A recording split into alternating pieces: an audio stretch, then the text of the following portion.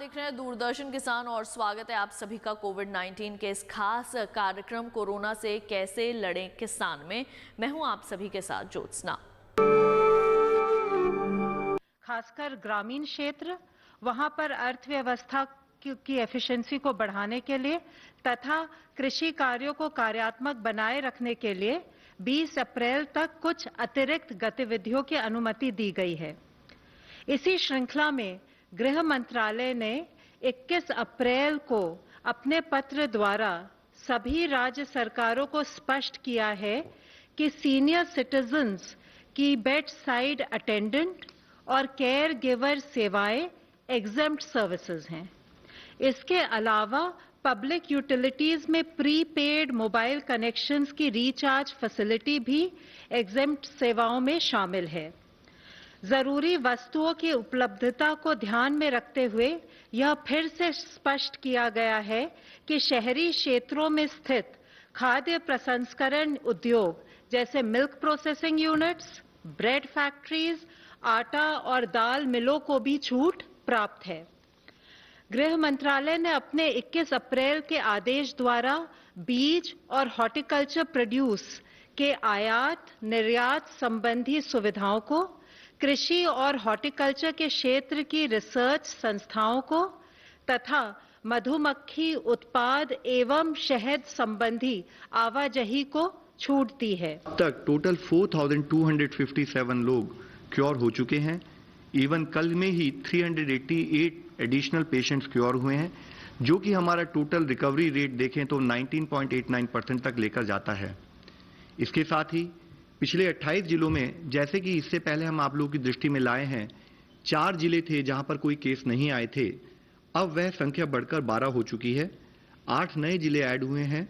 वह हैं चित्रदुर्ग कर्नाटका में, छत्तीसगढ़ में बिलासपुर, इंफॉल वेस्ट मणिपुर में, आइजवाल वेस्ट मिजोरम में, भद्राद्री कोत्तागुड़म तेलंगाना में, पीलीभीत उत्तर प्रदेश में, SBS नगर पंजाब में और साउथ गोवा के अंदर। इसके साथ ही देश में 78 ऐसे डिस्ट्रिक्ट्स हैं जहां पर पिछले 14 दिनों से कोई केस नहीं आया है। हमें हर संभव मिलकर यही कोशिश करनी है कि ऐसे जिलों की संख्या निरंतर बढ़ती रहे। इस स्थिति के अंदर देखें तो 33 नए जिले ऐड हुए हैं, जो कि 9 स्टेट में ऐड हुए हैं, जहां पर कि पिछले 14 दिनों से कोई केस नहीं आया है। साथ ही माननीय राष्ट्रपति जी ने कल एक ऑर्डिनेंस जारी किया, जिसके तहत एपिडेमिक डिजीज एक्ट 1897 को अमेंड किया गया है।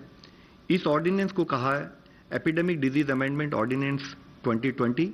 इसके अनुसार कोई भी व्यक्ति हेल्थ केयर सर्विस प्रोफेशनल के अगेंस्ट वायलेंस के किसी भी एक्ट में इंडल्ज ना करे या एपिडेमिक के दौरान किसी भी प्रॉपर्टी को कोई भी लॉस या नुकसान ना पहुंचाए। अगर कोई भी व्यक्ति हेल्थ केयर सर्विस प्रोफेशनल के साथ वायलेंस कमिट करते हैं या तो उनको 3 महीने से लेकर 5 साल तक की सजा दी जा सकती है। साथ ही 50,000 रुपए से लेकर 2 लाख रुपए तक का फाइन भी उनके ऊपर लेवी किया जा सकता है। इसके साथ ही अगर कोई किसी हेल्थ प्रोफेशनल को जो कि एपिडेमिक ड्यूटी में लगे हुए हैं, उनके साथ कोई ग्रीवियस हर्ट अगर उनको देते हैं तो उसकी सजा बढ़कर 6 महीने से 7 साल तक हो सकती है और फाइन भी 1 लाख रुपए से 5 लाख रुपए तक उस पर लगाया जा सकता है। कोरोना वायरस को देखते हुए इस दौरान खेती किसानी के लिए हर संभव राहत पहुंचाने का प्रयास किया गया है। आइए कोविड-19 पर दिखाते हैं आपको एक खास रिपोर्ट। कृषि कार्यों के दौरान जरूरी सावधानियों के बारे में भारतीय कृषि अनुसंधान परिषद ने एडवाइजरी जारी की है। परिषद का कहना है कि फसलों की कटाई या मड़ाई के दौरान एक दूसरे से पर्याप्त दूरी बनाए रखें, चेहरे पर हर समय मास्क लगाए रखें और अपने हाथ बार बार साबुन से अच्छी तरह धोते रहें। कृषि यंत्रों और उपकरणों की भी साफ सफाई करना बेहद जरूरी है। भारत के उत्तरी राज्यों में गेहूं पकने की अवस्था में है। इसकी कटाई में इस्तेमाल होने वाली कंबाइन मशीन को रोक टोक के बिना कहीं भी लाया ले जाया जा सकता है, बल्कि इस मशीन को एक राज्य से दूसरे राज्य ले जाने की अनुमति भी केंद्र सरकार दे चुकी है। गेहूं के अलावा सरसों भी उत्तर भारत में रबी सीजन की महत्वपूर्ण फसल है। इसकी हाथ से कटाई और कटी फसल की मड़ाई का काम जोरों पर है। ऐसे में किसानों और श्रमिकों को साफ सफाई का खास ध्यान रखना होगा। इस समय मसूर और मक्का की कटाई जबकि मिर्च की तुड़ाई का काम जारी है। चना भी पकने को तैयार है। फसलों की कटाई या तुड़ाई के दौरान बेहतर होगा कि 4 से 5 फीट की पट्टियों में काम करें। एक पट्टी में एक ही श्रमिक काम करे। इस तरह श्रमिकों के बीच पर्याप्त दूरी बनी रहेगी। खेत में एक साथ बहुत सारे श्रमिक न लगाए जाएं, बल्कि उन्हें अलग अलग दिन या अलग अलग समय पर खेतों में भेजा जाए। जहां तक संभव हो किसी परिचित को ही खेतों में काम के लिए लगाएं। किसी अनजान व्यक्ति को काम न करने दें ताकि वे इस महामारी का कारण न बन सके। इसी तरह जहां तक संभव हो कृषि कार्य मशीनों या उपकरणों से किए जाएं, न कि हाथों से। केवल उपयुक्त व्यक्ति को ही यंत्रों को चलाने दिया जाए। यंत्रों को इस्तेमाल करने से पहले और कार्य करने के दौरान बार बार सैनिटाइज करें। खलिहानों में फसल को छोटे छोटे ढेरों में इकट्ठा करें, जिनके बीच दूरी 3 से 4 फीट हो। हर ढेर पर 1 या 2 व्यक्ति को ही काम पर लगाना चाहिए ताकि भीड़ इकट्ठी ना हो। कटी मक्का और खुदी हुई मूंगफली की मड़ाई के लिए लगाई गई मशीनों की उचित साफ सफाई रखें। मशीनों या उनके पुर्जों को छूने के बाद साबुन से हाथ जरूर धोएं। खास कार्यक्रम कोरोना से कैसे लड़े किसान में वक्त हो चला है एक और छोटे से ब्रेक का। जल्द लौटेंगे वापस कोविड-19 से जुड़ी कुछ और जानकारियों के साथ। आप देखते रहिए दूरदर्शन के साथ। जानकारी जो किसानों के लिए हो लाभकारी, समस्याओं पर पड़ेगा समाधान भारी, कृषि की हर बात का ख्याल, कब कैसे की जाए बेहतर देखभाल। जानिए विशेषज्ञों के साथ, देखिए खेत खलिहान, सोमवार से शुक्रवार सुबह 7 बजे डीडी किसान पर।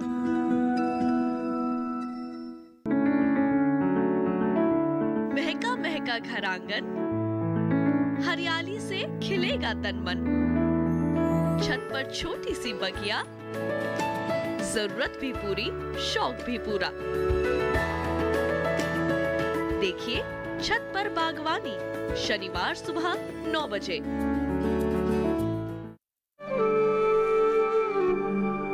ब्रेक के बाद एक बार फिर आप सभी का स्वागत है खास कार्यक्रम कोरोना से कैसे लड़े किसान में। अब आइए कोविड-19 से जुड़ी देखते हैं कुछ और विशेष जानकारियां।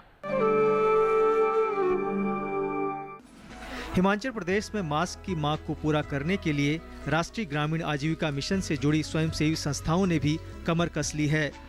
अब तक ये स्वयंसेवी संस्थाएं 1 लाख से ज्यादा मास्क बना चुकी हैं।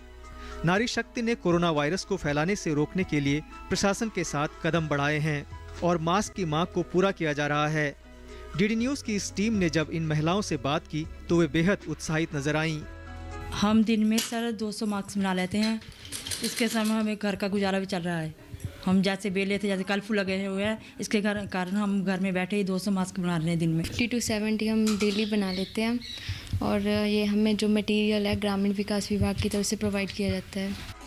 मिशन की ऊना जिला की कार्यक्रम प्रबंधक ज्योति शर्मा ने कहा कि लॉकडाउन के समय में मास्क बनाना स्वयं सहायता समूहों के लिए आमदनी का जरिया बना है। मिशन के राज्य कार्यक्रम प्रबंधक रविंद्र धीमान ने बताया कि सरकार ने 110 स्वयं सहायता समूहों के करीब 350 महिलाओं को ट्रिपल लेयर मास्क बनाने की जिम्मेदारी सौंपी है। अभी तक पूरे प्रदेश में 110 स्वयं सहायता समूहों को इसमें शामिल किया गया है, जिसमें कुल 350 महिलाएं इसमें काम कर रही हैं। अभी तक हमने 1 लाख से ज़्यादा मास्क जो हैं अभी तक तैयार कर चुके हैं।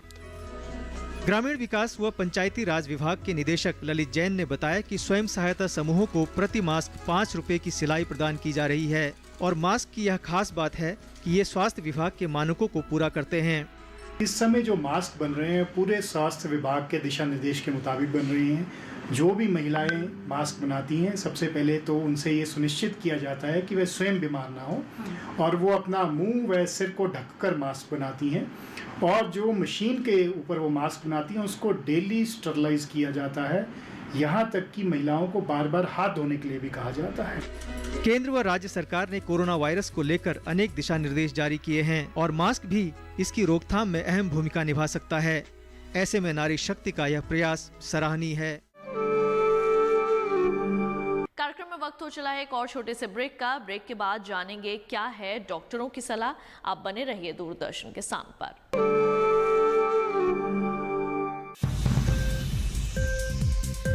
उपज के भाव ताव, आवक का हाल चाल, आयात निर्यात पर पैनी नजर, जानकारों की सटीक सलाह, सिर्फ मंडी खबर में, सोमवार से शनिवार सुबह 8:05 पर।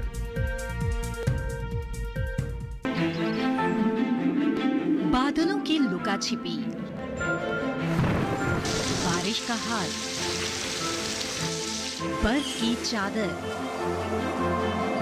बदलता रुख हवाओं का, और मौसम के लिहाज से कैसे करें खेती, और भी बहुत कुछ। मौसम खबर लाइव रोजाना सुबह 8:30 पर, शाम 5 बजे और 7:30 पर। ब्रेक के बाद एक बार फिर आप सभी का स्वागत है खास कार्यक्रम कोरोना से कैसे लड़े किसान में। और अब आइए जानते हैं क्या है डॉक्टरों की सलाह, किस तरह से आप अपने आप को और अपने परिवार को सुरक्षित रख सकते हैं कोविड-19 से। मेरा नाम गोविंद माखरिया है और मैं एम्स न्यू दिल्ली में गैस्ट्रोएंटरोलॉजी डिपार्टमेंट में प्रोफेसर हूँ। आज दूरदर्शन के किसान चैनल के माध्यम से मैं आपसे कुछ बात करना चाहता हूँ। जैसे कि आप सभी जानते हैं कि इस वक्त पूरे विश्व में और हमारे देश में भी एक बीमारी जो कि एक वायरस से होती है, कोरोना वायरस, वो पूरी विश्व में फैल रही है और हमारी कंट्री में भी ये बीमारी अब फैलने लगी है। ये बीमारी होती कैसे है और इससे कैसे बचे, इस पे मैं कुछ बात करना चाहता हूँ आपसे। पहले जो बीमारी कैसे होती है ये समझे हम। ये बीमारी अगर किसी व्यक्ति को जो विदेश में है और वहां इन्फेक्शन उसको लग गया और वो अपने देश में आता है, तो एक पहला एंट्री होती है उस इन्फेक्शन की किसी नए देश में। अब ये इन्फेक्शन एक आदमी से दूसरे आदमी को फैल सकता है। 2 तरीके फैलने की। पहला तरीका ये है कि अगर किसी व्यक्ति को इन्फेक्शन है और उसको खांसी आए, तो खांसी आने से जो हवा बाहर निकलती है उसमें बहुत से वायरस भी निकलते हैं खांसी में, और वो पूरे वातावरण में फैलते हैं। और ये वायरस जब तक रहते हैं, करीब करीब थोड़ी देर रहते हैं इसमें, हवा में रहते हैं और फिर नीचे सतह पे बैठ जाते हैं। खास कार्यक्रम कोरोना से कैसे लड़े किसान में वक्त हो चला है एक और छोटे से ब्रेक का। जल्द लौटेंगे वापस कोविड-19 से जुड़ी कुछ और जानकारियों के साथ। आप देखते रहिए दूरदर्शन के साथ।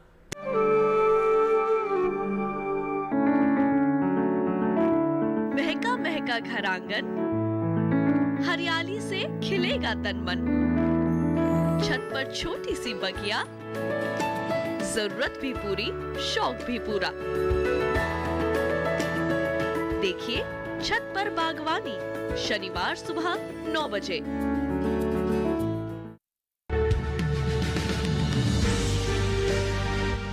साल से लगातार कृषि दर्शन है आपके साथ। खेती की नई तकनीकों से लेकर किसानों की हर समस्या का हल, जारी है कृषि दर्शन का ये सफर। किसान चैनल के साथ सोमवार से शुक्रवार शाम 5:30 पर। ब्रेक के बाद एक बार फिर आप सभी का स्वागत है खास कार्यक्रम कोरोना से कैसे लड़े किसान में। अब आइए आपको दिखाते हैं कि आईसीएआर की ओर से कोरोना वायरस के प्रकोप को देखते हुए किसानों के लिए किस तरह के दिशा निर्देश जारी किए गए हैं। कोरोना वायरस की वजह से इन दिनों मुर्गी पालक खासे परेशान हैं, लेकिन अच्छी खबर ये है कोरोना वायरस से पोल्ट्री और उसके उत्पाद पूरी तरह सुरक्षित हैं।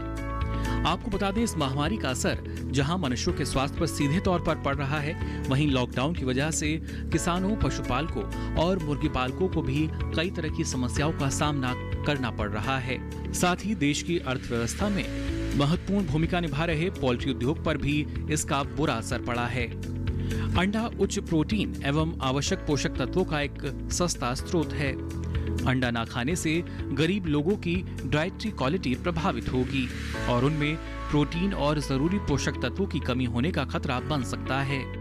कोरोना लॉकडाउन की वजह से किसानों, पशुपालकों और मुर्गी पालकों को राहत देने के लिए भारत सरकार ने कई प्रभावी कदम उठाए हैं। साथ ही इस व्यवसाय से जुड़े कार्यरत लोगों की मदद भी की है। पीएम किसान योजना और पीएम गरीब कल्याण योजना के तहत लाखों किसानों एवं गरीबों को इसका लाभ दिया जा रहा है। दुर्भाग्यवश कोरोना महामारी से जूझ रहे देश में सोशल मीडिया में पोल्ट्री एवं उसके उत्पादकों के बारे में विभिन्न तरह की गलत अफवाहें एवं खबरें फैलाई जा रही हैं कि अंडा और चिकन खाने से कोरोना संक्रमण हो सकता है। आपको बता दें, विशेषज्ञों की माने तो इन अफवाहों में कोई सच्चाई नहीं है। विश्व स्वास्थ्य संगठन एवं भारत सरकार ने भी इस संबंध में स्पष्ट किया है कि कोरोना वायरस संक्रमण पशुओं एवं पोल्ट्री उत्पादों से नहीं होता, बल्कि पोल्ट्री उत्पाद खाने से मनुष्य में रोग प्रतिरोधक क्षमता बढ़ती है। अभी तक इस बात के कोई संकेत नहीं मिले हैं कि पशु पक्षियों से मनुष्य में कोरोना वायरस फैलता है। अतः पोल्ट्री और उसके उत्पाद कोरोना वायरस से पूरी तरह सुरक्षित हैं।